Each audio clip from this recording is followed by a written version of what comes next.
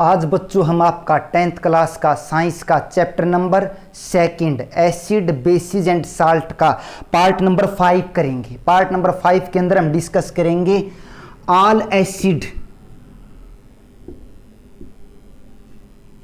And all base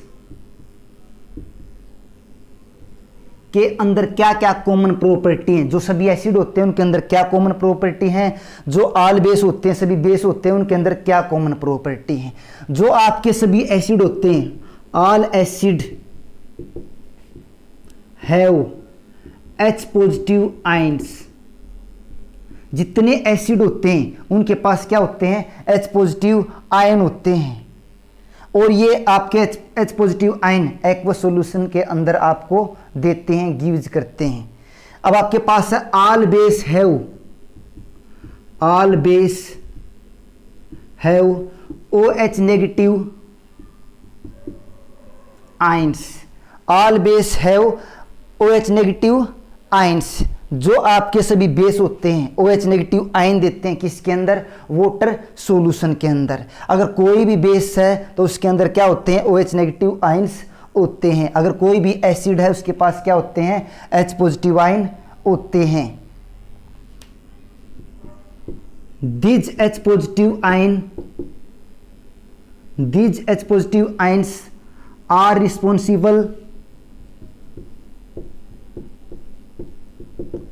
responsible for their acidic property।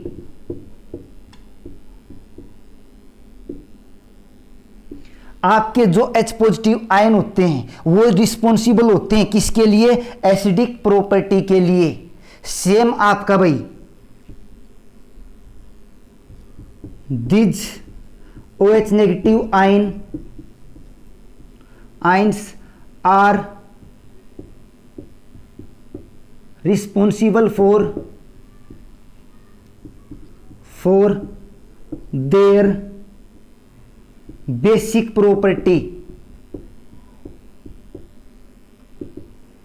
जो आपके OH negative ion होते हैं वो रिस्पॉन्सिबल होते हैं किसके लिए, आपकी बेसिक प्रॉपर्टी के लिए। ये इनके अंदर कॉमन है एसिड के अंदर। भाई एसिड के अंदर H पॉजिटिव आयन होते हैं, जो H पॉजिटिव आयन है वो रिस्पॉन्सिबल है एसिडिक प्रॉपर्टी के लिए।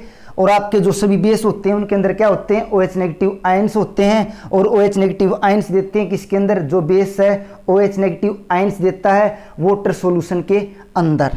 जो OH नेगेटिव आयन है वो किसके लिए रिस्पॉन्सिबल है, बेसिक प्रॉपर्टी के लिए। भाई नेक्स्ट आपका अगर कोई भी एसिड है H पॉजिटिव आयन देता है किसके अंदर भाई, वाटर के अंदर। अगर कोई भी बेस है OH नेगेटिव आयन देता है किसके अंदर भाई, वाटर के अंदर। ये रिएक्शन देखते हैं हम। पहले देखते हैं एसिड की भाई, फिर देखते हैं भाई बेस की। फर्स्ट अगर H पॉजिटिव आयन है एसिड के पास तो वाटर के अंदर वो क्या करेगा, हाइड्रोनियम आयन बनाता है H3O पॉजिटिव। ये क्या होते हैं आपके hydronium ion. H positive ion single form में कभी एग्जिस्ट नहीं करते। H पॉजिटिव कभी, यहाँ पर लिख सकते हैं भाई, H पॉजिटिव आपका कभी सिंगल फॉर्म में एग्जिस्ट नहीं करता। वो किस फॉर्म में होता है, H3O पॉजिटिव की फॉर्म में होता है। अगर हमारे पास ले लिया एक एग्जांपल भाई हमने एसिड का HCl और ले लिया हमने वाटर, तो सबको पता भाई HCl है, H पॉजिटिव आयन देगा। तो वाटर के अंदर तो आपका H3O पॉजिटिव आपको प्राप्त हो जाएगा, H2O और H, ठीक है, और Cl आपका निकल जाएगा। तो आपका H3O पॉजिटिव आयन होते हैं, H positive ion single form में एग्जिस्ट नहीं करते। अब बेस, अगर आपके पास कोई भी बेस है NaOH, वाटर के अंदर सॉल्यूशन में, हम वाटर के सॉल्यूशन में इसको चेक करते हैं तो ये Na पॉजिटिव और OH नेगेटिव आयन के अंदर डिसोसिएट हो जाएगा, टूट जाएगा। तो ये OH नेगेटिव आयन देते हैं। चलिए क्या पता भाई। अब आपका भाई next important topic neutralisation reaction, उदासीनीकरण अभिक्रिया, उसको डिस्कस करते हैं। पेपर के लिए वेरी इंपॉर्टेंट आपकी ये रिएक्शन है न्यूट्रलाइजेशन रिएक्शन।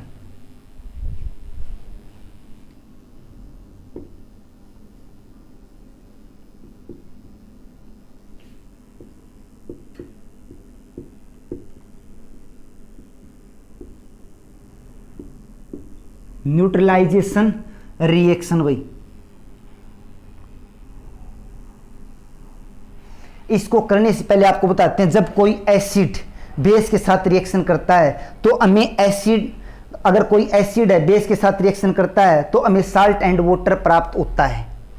तो एग्जाम्पल के तौर पर हम देखेंगे, अगर आपके पास कोई भी एसिड है तो बेस के साथ रिएक्शन करेगा, बेस के साथ रिएक्शन करेगा तो हमें प्राप्त होएगा साल्ट प्लस में आपका वाटर आपको प्राप्त हो जाएगा। हम यहाँ पर एग्जाम्पल लेते हैं, एक हमारे यहाँ पर example HCl, very important example है भाई HCl, जिसके साथ एसिड है आपका स्ट्रॉन्ग एसिड, बेस के साथ रिएक्शन भाई, एसिड बेस के साथ रिएक्शन, NaCl के साथ निकल जाएगा, ये हमें साल्ट प्राप्त हो गया और आपको वाटर प्राप्त हो जाएगा। चल गया पता भाई। अब एक एग्जाम्पल होगा, दूसरा एग्जाम्पल ले सकते हैं हम, हमारे पास HCl है, दूसरा ले लिया हमने भाई पोटासियम हाइड्रोक्साइड, KCl निकल जाएगा, ये हमें साल्ट प्राप्त हो गया और वाटर प्राप्त हो जाएगा। इसमें क्या होगा, न्यूट्रल होगी ये रिएक्शन, एसिड का प्रभाव बेस ने समाप्त कर दिया, बेस का प्रभाव एसिड ने समाप्त कर दिया, ये न्यूट्रल हो गई, हमें वाटर प्राप्त हो गया और साल्ट प्राप्त हो गया। इसको बोलते हैं न्यूट्रलाइजेशन रिएक्शन। चल गया पता भाई, न्यूट्रलाइजेशन रिएक्शन, उदासीनीकरण अभिक्रिया। ये आपके दो मोस्ट इंपॉर्टेंट एग्जाम्पल थे जिसको हमने डिस्कस किया। अब इसकी definition, when acid react with base to form salt and water। जब कोई एसिड बेस के साथ रिएक्शन करता है तो हमें क्या प्राप्त होता है, salt and water. This reaction is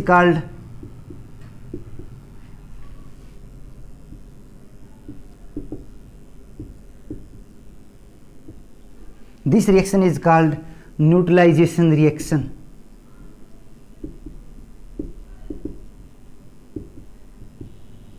ये क्या होती है, न्यूट्रलाइजेशन रिएक्शन होती है। पार्ट नंबर 5 के अंदर आज हम इतना ही डिस्कस करेंगे।